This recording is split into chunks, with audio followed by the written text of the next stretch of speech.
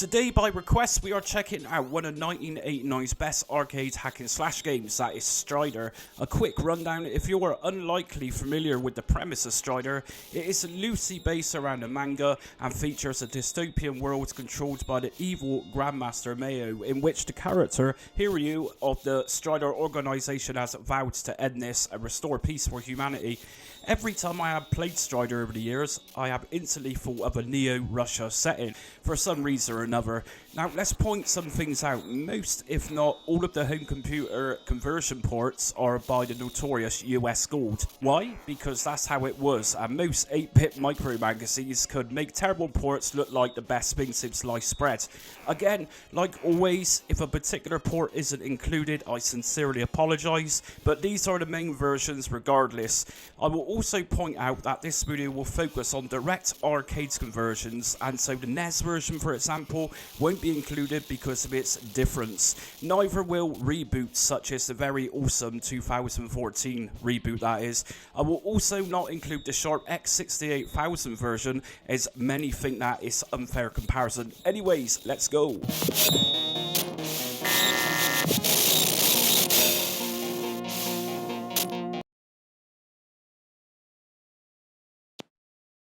So, despite the black and white monochrome for the 1989 Spectrum version, jumping actually feels and looks good compared with the next version, that is.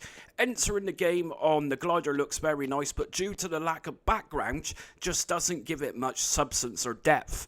But in this case, I'll forgive the specky for that. This is running on the 128K model Spectrum, and first thing noticeable is a ridiculously tough level of difficulty in this version.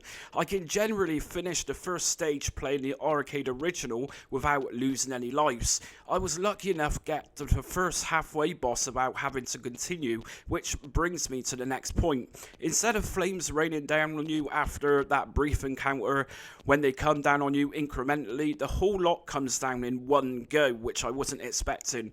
I think the game isn't that bad actually. It controls nice, and collision detection is very nicely done from what I have played. It's just a difficulty level and lack of background, which I think does this conversion a little bit of damage. Without a background, there doesn't seem to be any perception of where you are once you jump off from roofs. I will also note here that when destroying enemies, they do not slice in half but just explode. Shame really, this could have been a solid port with a little more work put into it.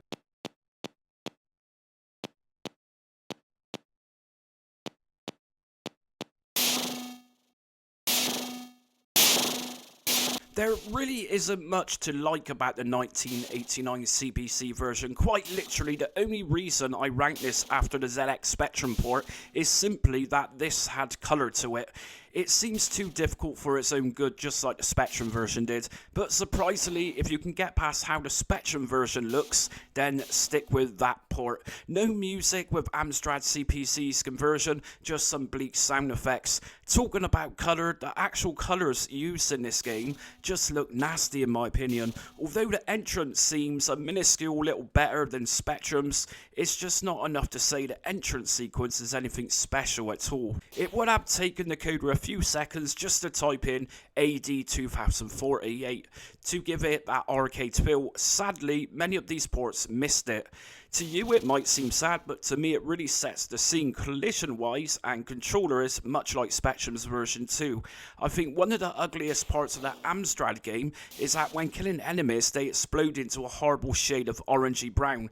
Typical colours for the 1970s, but let's face it, this game came out in 1989.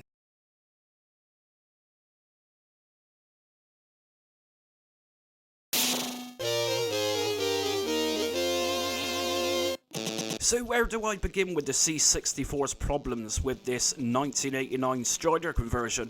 We shall start by mentioning that unintentionally, Hiryu tends to slide across the floor from time to time, in which case this is almost impossible to break that slide, or so it seems so.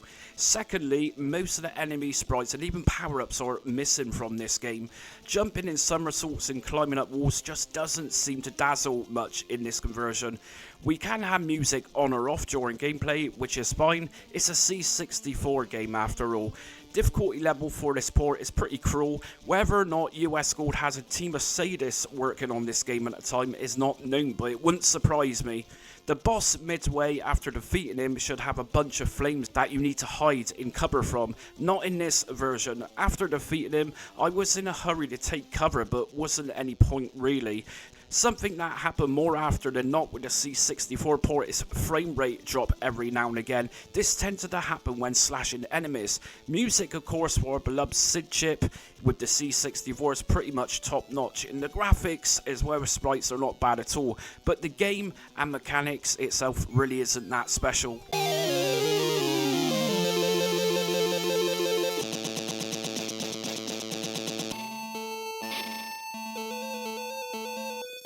Much like the previous versions, this 8-bit 1991 Sega console port just needed that little bit of more care, and it could have been something so much better. Difficulty level isn't so bad in this version, likely reason being is that there isn't much to deplete your life with. In other words, where are the enemies? Enemy sprites don't seem to be around much in this conversion. The iconic opening where you fly into the first mission is also missing, which is pretty bad, to me anyway. That is one of the coolest things about the original arcade game. Color wise, nice use of Master System color palette, and sprites level design are very nice too. Almost metallically colors used in this. This even included the halfway boss and fire scenario. Overly an easy port with nothing much to write home about. There's been a lot better on the Sega Master System.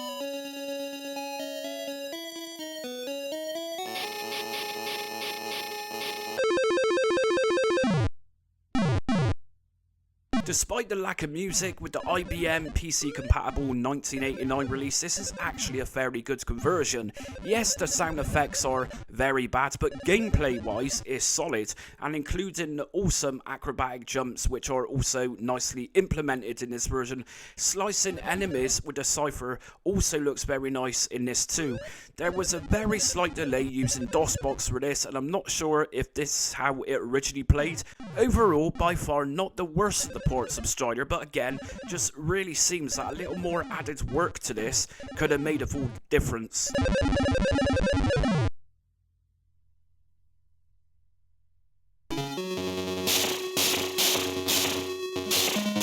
Atari ST users had a very good port of Strider back in '89, although on the punishing side and with slightly smaller gameplay screen compared to the next version in this video, the gameplay is actually pretty solid in this, including very awesome looking acrobatic jumps, and also the slicing enemy animations are nicely done too with the ST version.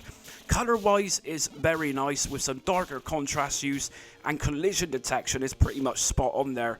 This also features a nicely animated introduction to the game too. All in all, a nice conversion with music included that is acceptable but not as good as the next version.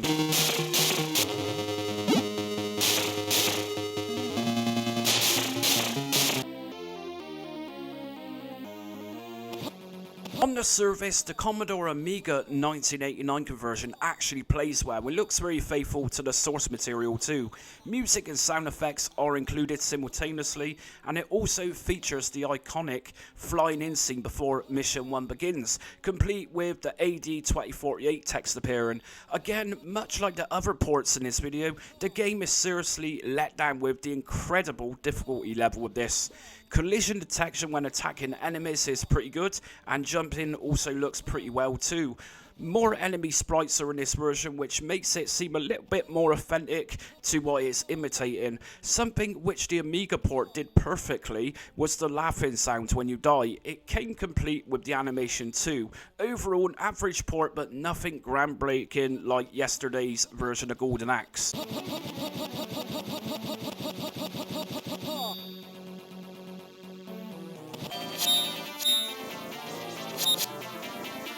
This 1990 Mega Drive or Sega Genesis port is so close to the source material, it's unreal.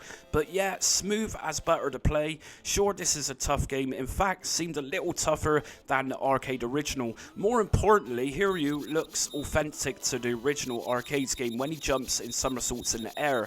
When sliding across the ground, it's totally controllable, unlike the pitiful C64 version, when he just wants to avoid getting upwards together.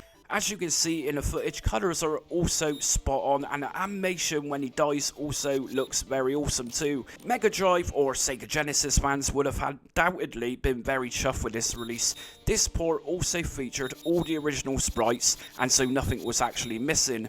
If you want to be technical, the only slight downgrade, if that's what you want to call it, is that this version's native resolution is a fraction lower, but it really doesn't show much. Lastly, this wasn't put out by US Gold, but none other than Sega, and that's why we got a good version for the Mega Drive or Sega Genesis.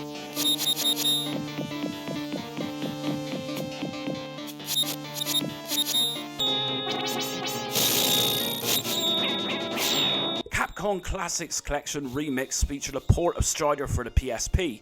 Now this is pretty much arcade perfect, only it's obviously for a portable version. I've included a portable release of it as Game Boy had no port at all, and the Sega Game Gear appears to only had Strider Returns, which was a sequel. There isn't much to say about this conversion, as at this point it was released back in 2006. The hardware was clearly strong enough to produce arcade quality, if not better. A nice feature to this though is that we can choose between aspect ratios from original to stretched. The PSP version is also less pixelated than others, which is a bonus for those who don't like that retro look as much.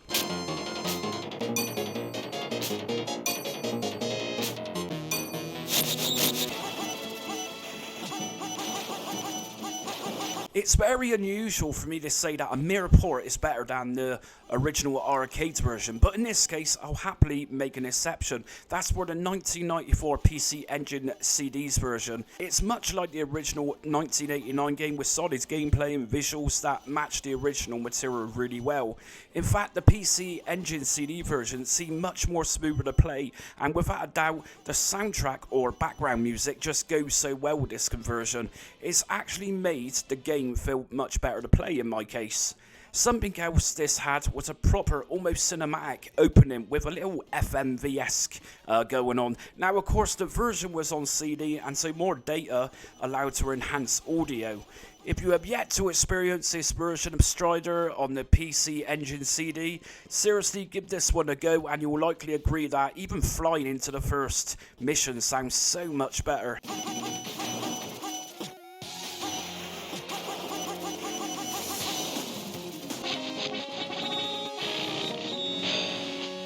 Now, if you want pure arcade perfection, look no further than the OG PlayStation's port of this game. This port was originally launched back in the year 2000 as a freebie for the release of Strider 2 for the PS1.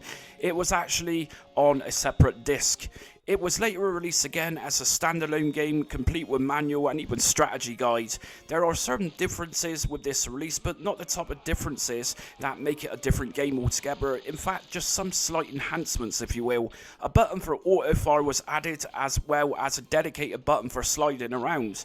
This version also allowed us to disable the timer by option. Musically, this version also slightly enhanced sounds, which includes elements from the original 1989 arcades game. And that's it for today's Strider various ports video in ranking those. So just remember that this is my personal opinion and what I personally rank. So be nice in the comments as always, I know you will be.